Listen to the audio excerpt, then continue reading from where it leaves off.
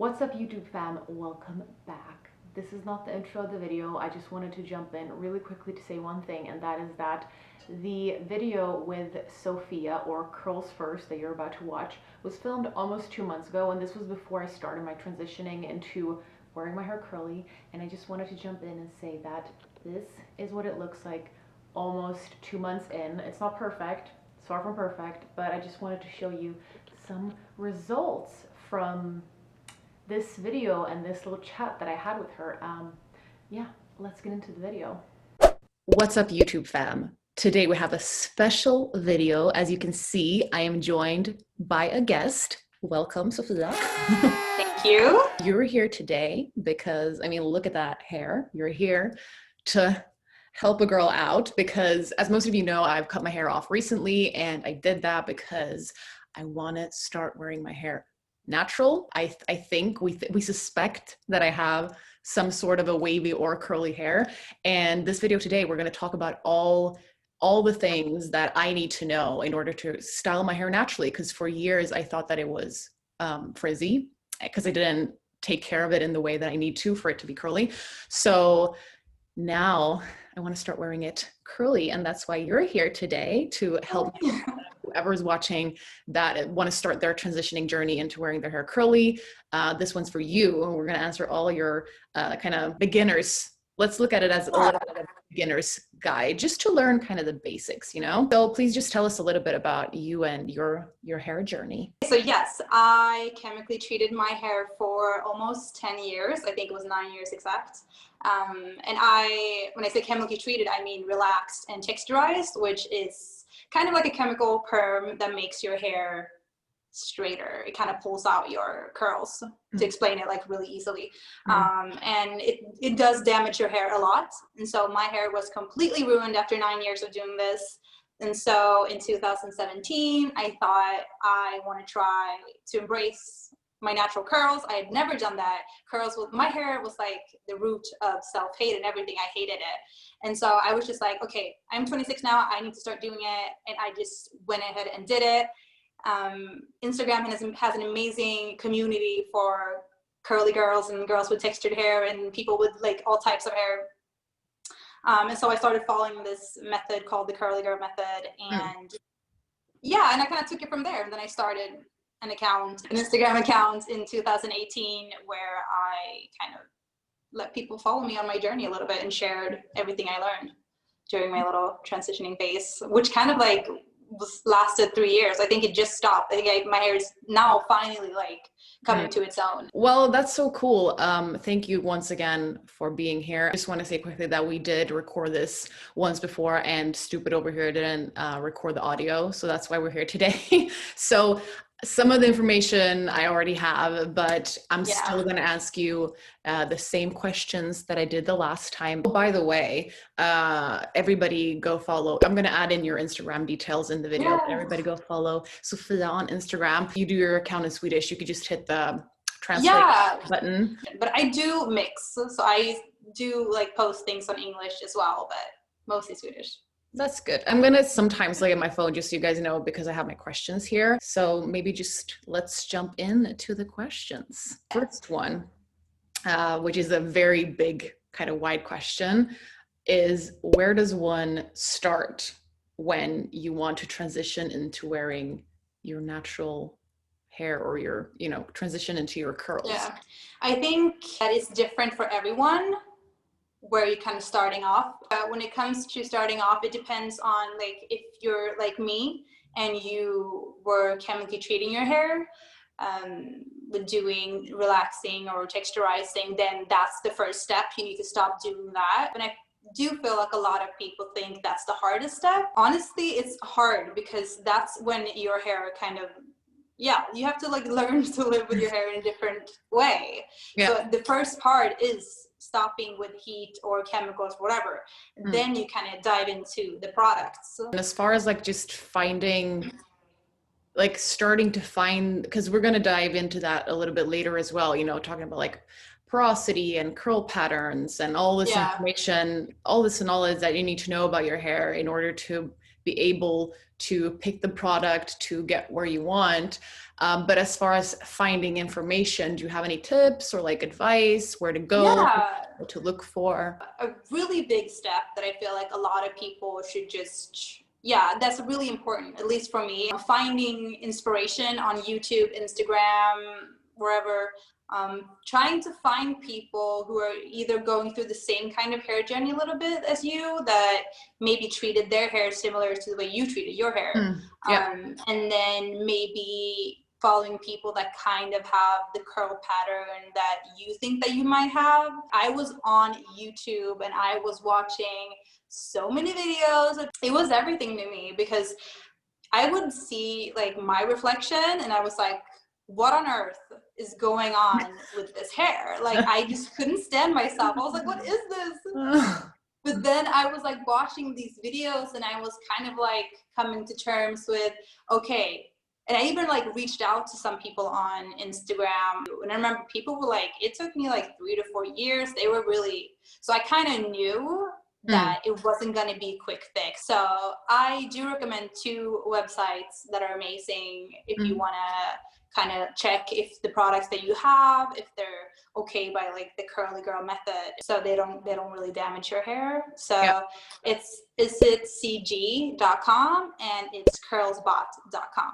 You just like copy paste, you like Google the product that you have, like copy paste all the ingredients, and it kind of like breaks down. In the beginning it was very like, it's CG friendly or it's not CG friendly, but now especially on curlsbot, but also on cg.com, it kind of breaks down like these ingredients are humectants, these are proteins, these are that. So it kind of like helps you to get a good understanding as well. So first of all, stop whatever you're doing that's damaging your hair. Then for finding the info is just try to find people who are going through the same journey as you.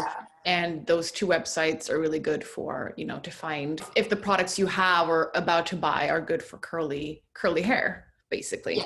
So going into a little bit more like the practical, kind of deciding or knowing what curl pattern you have, what porosity, like talk us through sort of like the main building blocks of what you kind of need to know about your hair in order to decide what product you need. So I'm gonna first start off with porosity. Maybe that's because I feel like that's one of the things that people hear the most. Like they hear about this, so porosity, you need moisture and then you need protein, and it's like this, and people are like, what the hell is porosity? Yeah. So it's basically how well your hair can absorb and retain water. High porosity hair basically has a lot of openings in it. Then, so when you put it in a glass of water, which like a lot of people do, it's called like the water glass test. You take this high porosity hair strand that's kind of like open and you put it into a glass of water, and it will sink because it does have a lot of openings. So it will sink right to the bottom. Low porosity hair strands are closed. So you put them in a glass of water and they will float on top. If you have high porosity hair that is open, you want to use protein, because the protein will go into those holes and openings and fill them. So so the moisture can stay, because like moisture can get really easily into those high porosity hair strands, but it's also gonna go out just as easily. So if you use protein, you're gonna help the moisture that you also have to use to kind of like stay in there. And so when you have like low porosity, the hair strand is really close, so you have to use moisture, so you can really get in there. But you don't want to just have a routine where you have low porosity hair and you constantly use moisture, because then you're going to get like a moisture overload. You also want to kind of get that protein in there to strengthen the hair, but maybe it's like 70% moisture, 30% protein. And if you have high porosity, you do the opposite. So am I thinking right if I'm thinking like this? If you have high porosity hair, you need a lot of protein, and if you don't put into like enough protein, what happens to your hair? Will it have like a lot of breakage? The thing is, I don't want to generalize too much, but like usually people have high porosity hair that is damaged hair. Yeah, it's chemically treated, it's colored, bleached, whatever.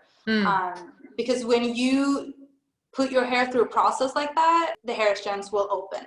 Yeah. So like you will see people that have curly hair that you might see on Instagram, whatever, and they have like, maybe their hair curls are bleached. They look really good, but they have chemically treated them. Their routine, it's going to be a lot of protein. Yeah. And so yeah. and the other way around, if you have low porosity hair and you use too much moisture, what happens? Is it like, what happens to the curl pattern? Does it become like, I don't know, It becomes too moisturized and like yes. heavy? So if you use too much moisture, which like everyone does, it feels like everyone has a time period in their life where they're just like, I have curly hair, it's really dry, I have to use only moisture, and they like maximize their moisture. They will sleep with their hair masks on, or like the deep conditioners, and it will just, don't do that, because it does have like a time limit on it, and it's for a reason. So when you use too much moisture, your hair is going to look like mushy. It's going to be like really lifeless. It's going to start going really flat and kind of like a little bit pulled down, because it needs that protein to like strengthen it, to like make it a little bit bouncy again. And if you use too much protein, your hair is going to start looking really, really dry. Okay, but that was porosity, and I kind of, you know, segued into fine hair versus coarse hair. So that's basically just the thickness of the individual hair, no? Yeah, you can take like a hair strand and you can just pull it like this, and if it's really, really, really thin, like kind of, you can feel it, but it's not like a lot, then you probably have like fine hair. And if it's like a thick hair strand, you have more coarse hair. And it's the same thing there. You can have like medium. It doesn't have to be fine or coarse. It can be like something in between. And then I know last time we also talked a little bit about, there's two more things: density. Density, and I think also a little bit curl pattern. We can talk about density first, which is basically the amount of hair strands that you have on your head. And the reason why you want to know this is because it tells you the amount of product that you should use. This, along with if your hair is fine or coarse, kind of goes into styling a lot, like how much you want to use. And like if you have higher density, which is more hair strands on your head, you might want to section your hair a lot more. I don't really have to section my hair because I have kind of low density a little bit, so I kind of just do like this, and then I style this part and this part. If you have higher, then you have to like separate and do several pieces. I feel like a lot of people kind of know their density. It's easier to find out than like porosity, I feel like. So you can do the scalp test where you kind of like separate your hair and see how well you can see your scalp. Like my scalp is really like, it's really easy to see it. But like if you have, your hair is very dense, it's going to be more like difficult to really find your scalp. And then we do have curl pattern. I feel like a lot of people are obsessed with curl patterns, and I don't know why, to be honest. I don't. Okay, I'm gonna sound like a savage. I feel like it's more something that's interesting to know. So you kind of, because some products, it will say like, are good for like 3A hair, or like it's, if you have 4C hair, maybe it's better for that. So yes, but also like, sometimes you can have like really coarse hair, but it's like 3B. And then you can use some thicker products. First, we need to know the hair type and like the porosity and density and everything before we can get into like, I feel like that's the nitty gritty a little bit. I think that people, or for me, I want to know what my curl pattern is, because I just want to know what to expect. The end result, you know? So it's kind of like the vain thing about it, but it doesn't really help you with anything. But it ranges from 1 to 4, right? Where like 1 is straight, 2 is wavy, 3 is curly, and then 4 is coily.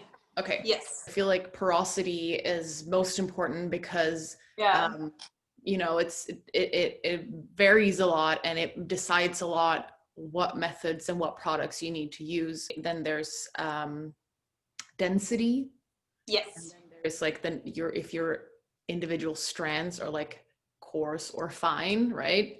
Yeah, that's hair type, I would say. Hair type. Okay. Yes. And then there's curl pattern. So For Yeah, main. I would say 4. Okay, that I makes might have forgotten something, but then maybe someone can like comment. yeah.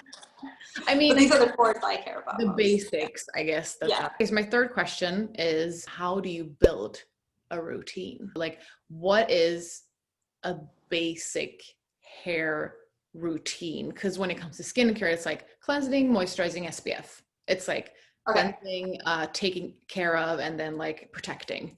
That's the big. Yeah. Is there a basic hair care routine? Like the basic products that sort of everybody needs, and then you can add on how much you want on top of that. Yeah. Okay. So we do have cleansing. Yeah. So it's shampoo or conditioner or wash conditioner, like co-wash. It depends on the hair type a little bit. A lot of people with fine hair, they should have shampoo, I feel like, because they're going to get a lot of buildup otherwise. But we can get into that later. But so shampoo, conditioner, so cleansing, and then we have styling, which is some kind of base, which is usually a leave-in conditioner. And it's exactly what it sounds like. It's a leave-in conditioner. It's a conditioner that you leave in your hair. You can see like a leave-in conditioner like kind of like a primer when it comes to like makeup a little bit. And that can be either moisture-based or protein-based, depending on your porosity. Then we have cream. Cream will help your curls or your textured hair to define, to be like the curls or the coils to be defined, or the waves. That's kind of like the base for defining, and for the curls and the hair to maintain its definition, you need to go in with like a gel or a mousse. That's gonna like, so it's like cleansing, it's some sort of base, and then it's creating definition and creating hold. Yeah. And then you can use oil as a sealant to seal in the moisture or protein when the hair is dry. So yeah. Shine. And get some shine. Exactly. You already know. So next question is, there's some methods out there, like we all know about the no shampoo or no poo method that was like all over the internet a couple of years ago. I remember it. And I was like, what? This makes no sense to me at all. But it makes a lot of sense to a lot of people. So when it comes to these methods, there's different types of ways to use your product or not use product. How do we know what works for us? Like, for example, because I know you said like you with your hair, you cannot do no shampoo because it'll end up with a lot of buildup. How do we know what works for us? Trial and error. Yeah. Also, like, no, but honestly, sometimes there are no shortcuts. Like, you're just gonna have to learn the hard way a lot of times. I don't like, for some people, they love not using shampoo. Like, I'm talking sulfate free shampoo. So it's very like gentle compared to a lot of other shampoos out there. But yeah, they love that. But it depends on, I would say, like the amount of products and kind of hair type. A lot of people, they, put a lot of oil in their hair thinking it's going to moisturize, and then they use no shampoo. Okay, so what do we have here? We have hair filled with oil, and we only wash our hair with conditioner. It's going to build and build and build. Like, you're not going to be able to get that oil out or the product. It's just going to be, and like in the long run, that's going to be really damaging, because your hair is not going to be able to absorb any moisture, because the oil and all the product, like all the old products in there are just going to be like cutting all the good things out. Maybe like in the type 2 hair, sometimes I feel like can do better without shampoo.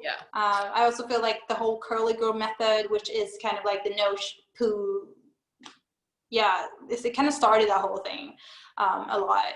I feel like they had type 2 hair, like everyone, because it's a book, and everyone in that book has like type 2 hair. I've also, like, a lot of influencers on YouTube have made videos where they're like, this is why I stopped doing the curly girl method, because they had kind of noticed, because it also says like you can't brush your hair, and fine, you shouldn't brush your hair when it's dry, but like we need to detangle our hair. Like, come on. I also feel like that's a very type 2 hair thing, not to ever use like any combs or brushes or anything. Like, how am Yeah. I going to detangle this? Yeah. Like, it's not going to be possible. And Yeah. then that's why I hate sometimes these methods, because like you get so like, if you don't do, it's like almost like a diet. If you don't do everything that you're supposed to do, or what, like everything it says, you feel bad, and you're like, Yeah. oh my god, like now I'm damaging my hair, and like I do this and that, and now it's gonna be so damaged, and you kind of like not paying attention to what your hair actually likes. But it's the same with skincare. It's like some Yeah, products are really hyped,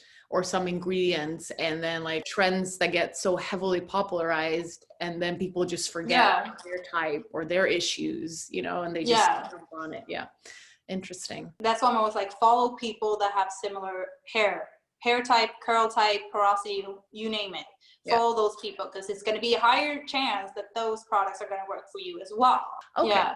That's a good way to know like how to eliminate some trends for yourself. So next question is, what's your best tip for long lasting curls? Because I want to avoid washing a lot. What do you do in between washes? How do you prep? How do you maintain? What are your best tips for long lasting curls? Good sleeping routine. Oh yeah. Satin or silk pillowcase. And also, yeah, that's like a game changer for me. Like, I can barely sleep on regular pillowcases these days. My hair is messed up, like, Very because weird. of the friction. It's intense. It's like, You're like, when you get to a hotel or a friend's house, you're like, excuse me, where's your silk pillow sheet for me? hell no. I bring my own. Like, Okay. I trust no one. Usually, I have my hair in a pineapple, which is basically like you put your hair like right up on top of your head like this, so you don't really sleep on the curls. You kind of like sleep back here, and then they're kind of protected. You can also use like a bonnet, a silk bonnet, where you kind of put all of your hair into this little bonnet. It depends on what you want to do, but for me, that's a huge thing. It changed a lot. But in between washes, because I wash my hair once a week with shampoo and conditioner, I do refresh like twice a week. Which is, I basically spray some water on my hair, depending on what it looks like when I wake up. Sometimes I almost completely wetten it, like re-wet it. And sometimes I just wet some parts. And then I add some extra like leave-in and extra gel, just to get some moisture in there and get some more hold. I have like one of these mist spray bottles, because I feel like they are the best ones, because their water flow is like really even on the hair. And some people I know put some leave-in into the spray bottle, so you get some water and leave-in when you spray. I feel like the most important thing for me is to add some extra hold if I wet it again. So I use some gel. I don't use a lot, because you have to remember there's product already in your hair from like previous refreshes and from wash day and everything. So I feel like for me, less is more, but that's also because I have fine hair, so it kind of affects like the ratio. And this is also something you're gonna learn, and you're gonna like have to create your own routine. You're gonna notice. Just kind of like, don't have this thing in your mind where like, on day 3 I have to refresh my hair exactly like this. Like, what does your hair look like that day? Yeah. What does it Does need? it look like, what does it need? Yeah. And I guess that's a little bit part of like the journey of, you know, transitioning, that like you Yeah. get to know your hair more and more. It's the same with skincare. Like, you know, some people are like asking me, especially with like active products, like, how often do you use it? What days? What do you use Yeah. the day afterwards? It's like, just be attentive to your skin. You use a product at night, when you wake up, what does it look like, you know? But I think that you get more and more comfortable with time with things like that, especially. Yeah. Also, I wanted to ask you about the night routine. Do you put something in your hair before you go to bed, or is that like, you know? That also depends on like hair type and everything, but I do, because my hair tends to knot a lot in the back here, like right in the neck area. So I kind of have this habit of putting some oil back there before I go to sleep, Mm. just to prevent some knotting, because knotting, I mean, it's normal, but if you don't really care for it, or you pay extra attention to it, it can sometimes become like knots that you will not be able to detangle, and then you have to like cut them off. We talked about this last time as well, but like detangling is sort of something you hear all the time, when you don't have curly hair. You're like, what is Yeah. What? Like, so you basically, is it just like brushing through and detangling like your Yeah. knots and like, when do you do that? Do you do that before a wash? Do you, what? Tell us about it. A lot of people, they detangle on wash day. That's like their detangling session. Before Um, washing. yeah, or like, yeah, before they're gonna wash their hair. Mhm. Because the last thing you wanna do is get into that shower, put water on your hair, and have tons of knots. Good Mm. luck with that. This is why people pre-poo. It sounds ridiculous if you don't like know the actual term of it, like pre-shampoo. It's like no, but pre-pooing is really good for your hair. It's like when you before you shower, like before you wash it with shampoo, you put some oil in it. That's why I kind of like separate my hair when I put some oil Mm. before shampooing, because then it's not only gonna like protect your hair from the shampoo a little bit, it's also gonna make the detangling process so much easier when you condition. Everyone's detangling process looks differently. It depends on like, I always detangle my hair when I refresh it. Mm. So usually on like wash day, it's not that bad because I've already like detangled it like maybe twice that week. I put some oils in the back before I sleep most nights just to get like to prevent some knotting. So Actually, my last question is, what type of routine do you think would suit my hair? And now you did answer this last time.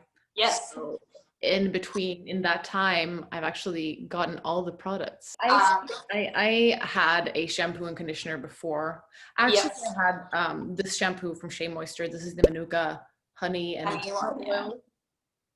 And before I had the mask, but now I got another mask. So I got a conditioner, the same conditioner. yeah, and they're both moisture based. Okay. Which I think will go really well with your hair, because I do feel like your hair is not, I feel like it is kind of medium porosity. So Mm, you do want to kind of split even when it yeah. comes to moisture and protein. Yeah. And you do have coarser hair strands. And Mm, that's why Shea Moisture, I think, is going to work really well for you, mm. because it's not going to be too much. Your hair is not going to feel greasy like that. So shampoo, you double cleanse with this, right? So you do first You one. double cleanse. Yes. And you cleanse you wash your scalp. You Yes. don't wash your entire hair. You wash Oh, your scalp. And okay. then you let the shampoo, when you kind of rinse it, you let the shampoo touch the rest of your hair, the ends and everything. But you do not go in like this. Okay. You So that's stay. something I've done before. I feel like everyone's done that. I have done that as well. From what I've understood, the reason why you double cleanse with shampoo as well is like the first cleanse is more of like removing all the buildup and product, and then Yeah. the second cleanse is actually about cleansing your scalp. Yes. What happens after shampoo? Because I do have a deep conditioner too. So I have both the deep conditioner Ooh, and look at you go. Yeah, your hair strands are open right now. They are ready for everything that's coming their way. We're gonna go in with a deep conditioner or a hair mask. this is from Briogeo, by the way, for the ones who don't know the packaging. It's a Yay. great, I believe, black-owned hair brand. Yeah, it is. It Yeah. is. This is their Don't Despair Repair Deep Conditioning Mask.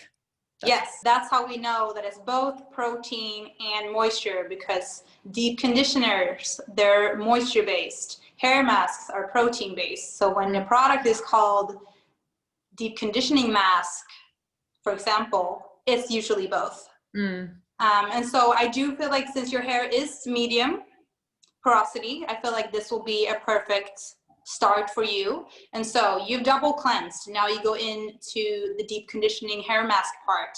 So you apply it, you can have, I think it says like 10 minutes or something on that. And then you rinse. and this is only applied not to your roots, but like your entire It hair. can be applied to your roots as Okay. well. You're gonna find that out, because like I always apply, I don't do that, but Mm, I do put it almost all the way up. But it's the same thing here. Like this hair is brand new. It's not that damaged. It's mostly like to get it into these like ends and lengths that are the oldest hair that we have. Like I always do this thing where I stay in the shower. And mm, so the steaming like kind of gets the hairs cuticles to open, and it really lets like the deep conditioner or hair mask marinate. Conditioner, right? Yes. Yeah. So we have now double cleansed. We have moistured or used protein or done both. Mm. We are now gonna close those hair cuticles. So we use the conditioner. And since we already like did a mask or deep conditioner, we don't really, because some conditioners you can leave into your hair for like 3-4 minutes. But if I already used like a deep conditioner, I'm not leaving. I'm just like washing it a little bit and then rinsing it. So that's a really quick thing. Just use the conditioner and then rinse it out. And then are we done in the shower? Do we what happens now?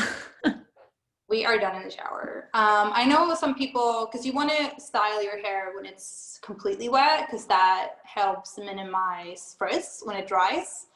So some people do actually style their hair in the shower before they even step out.